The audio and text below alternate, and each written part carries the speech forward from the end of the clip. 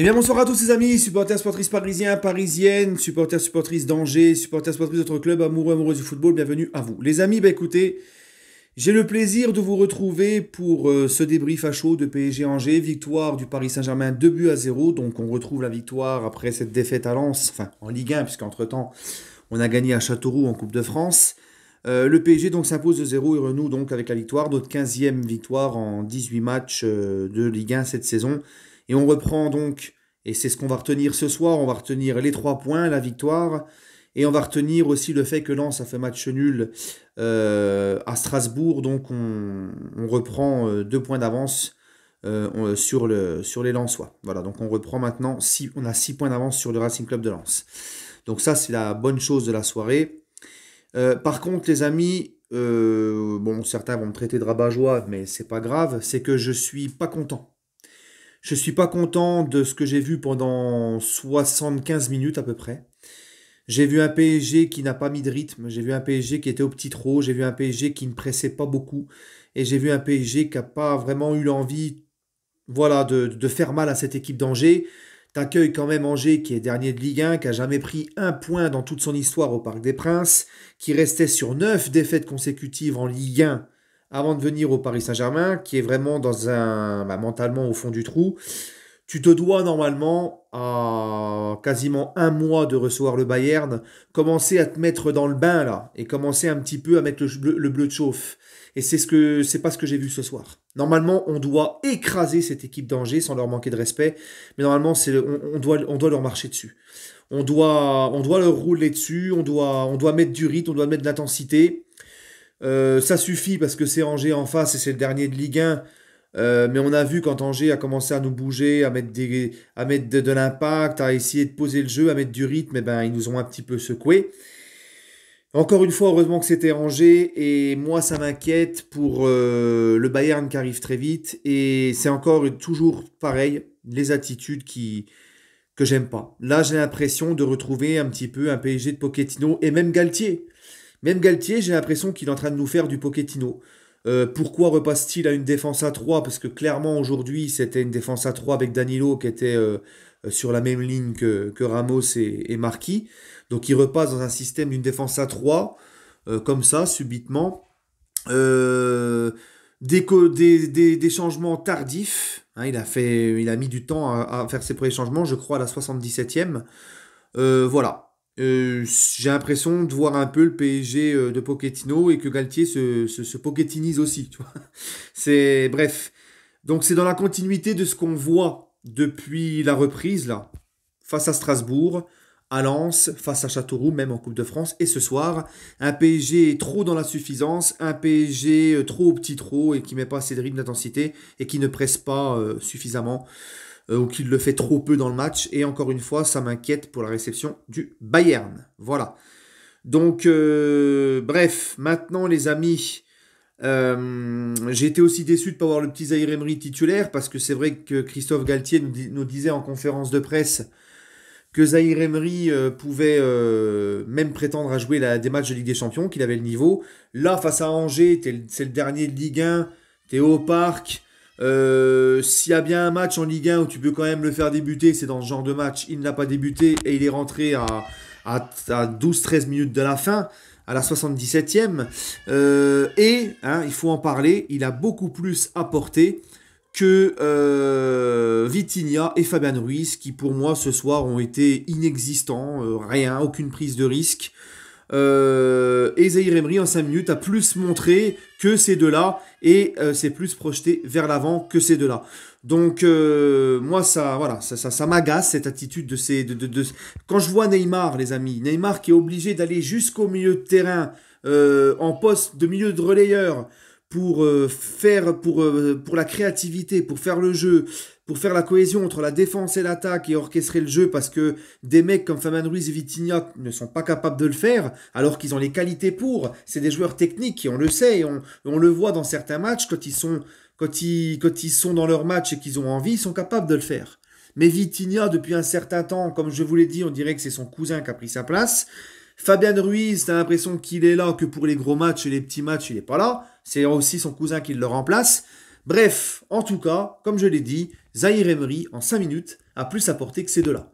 Et c'est pas normal de voir Neymar, qui est obligé de dézonner pour aller venir jusqu'au milieu de terrain, redescendre très bas, pour orchestrer le jeu, alors que Fabien Ruiz et Vitinha ne sont pas capables de le faire, malgré qu'ils ont les capacités de le faire. Voilà. Maintenant les amis, je vais quand même finir par un point, c'est Messi.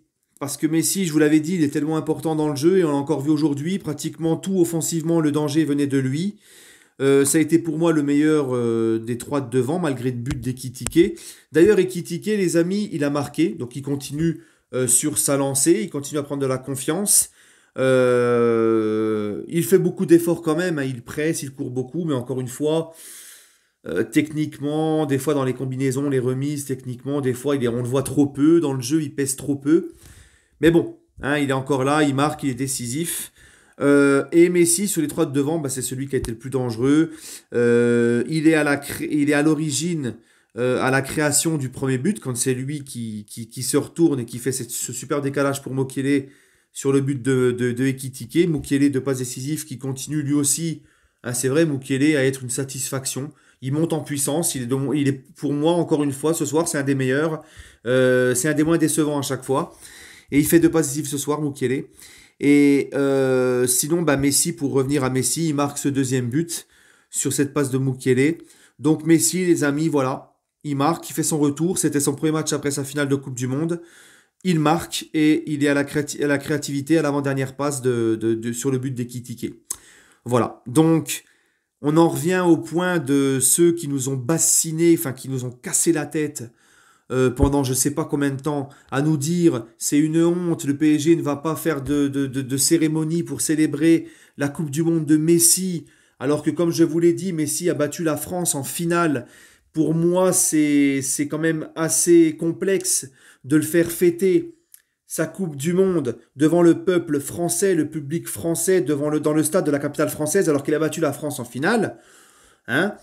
Et en plus, ce qu'il faut tenir en compte, parce que certains nous ont dit oui, mais Lyon l'a fait avec Tagliafico. Ce qu'il faut prendre en compte et où est-ce qu'il faut se mettre il faut se mettre à la place du club aussi, c'est que c'est très complexe parce que on sait que Messi, sa relation avec les supporters du PSG a toujours été froide depuis le début. Il s'est fait siffler l'année dernière parce qu'il représentait un projet que les supporters parisiens ne voulaient plus. Et cette année, il ne va pas voir les supporters à la fin du match et les supporters lui reprochent. Donc l'attention, c'est pas le grand amour entre Messi et les supporters du PSG. Donc peut-être que justement, le club s'est dit, c'est risqué. Peut-être qu'il risque de se faire siffler si on fait cette cérémonie au Parc des Princes. D'autant plus que Mbappé est un chouchou du Parc des Princes et qu'Mbappé a été beaucoup chambré par les Argentins aux côtés de Messi. Donc voilà, moi je comprends les dirigeants du PSG de ne pas avoir célébrer la Coupe du Monde de Messi, d'autant plus que je vois pas où est le manque de respect, parce que j'ai entendu des trucs, pauvre Messi, le pauvre, vous le respectez pas. Mais Messi n'a rien demandé. Messi n'a absolument rien demandé. Galtier l'a confirmé. Messi n'a rien demandé au club. Messi s'en tamponne. Messi, il avait l'attitude d'un mec triste et traumatisé là de pas avoir eu sa cérémonie. Il a fait son match. Il a mis son but, il fait l'avant-dernière passe décisive, il a fait son match. Voilà, c'est tout. Il a été applaudi lors de l'annonce de son nom quand il y a eu la compo d'équipe. C'est très bien. À la fin, il y a même eu une petite communion entre lui et le public quand il demande au public de se lever. Et quand il s'est fait ovationner, quand il allait tirer son coup franc à la fin du match. Voilà. Donc, arrêtez de nous bassiner, de faire des dramas pour rien. Mais si, il faut le cérémonier. Il faut tout le temps serrer les pompes, tout le temps limite se prosterner. C'est bon. Mais si, il a gagné sa Coupe du Monde. Messi a fêté cette Coupe du Monde avec son peuple, d'accord, avec son pays. Tout le monde entier, lorsqu'il a gagné la Coupe du Monde, l'a ovationné, enfin l'a adulé sur les réseaux partout dans le monde entier, dans les journaux, machin. Maintenant c'est bon, hein. Lui-même n'a rien demandé au club. Pourquoi vous nous bassinez avec ça? Manque de respect, vous le méritez pas, et machin et ceci. Si Mbappé jouerait en Argentine, au Boca Junior, admettons, et que Mbappé gagne la Coupe du Monde contre l'Argentine, est-ce que vous pensez que les supporters du Boca Junior auraient accepté qu'au stade à Buenos Aires, à Boca Junior, Mbappé fasse une cérémonie pour sa Coupe du Monde? Je ne pense pas. Donc au bout d'un moment, voilà, stop. Bref, en tout cas, je suis très content. Le public du Parc des Princes l'a quand même applaudi quand il a eu son nom donné au moment de la compo d'équipe. Il a fait son match. Voilà. C'est vous les traumatisés, c'est pas lui. Lui, encore une fois, il a rien demandé. Bref, allez.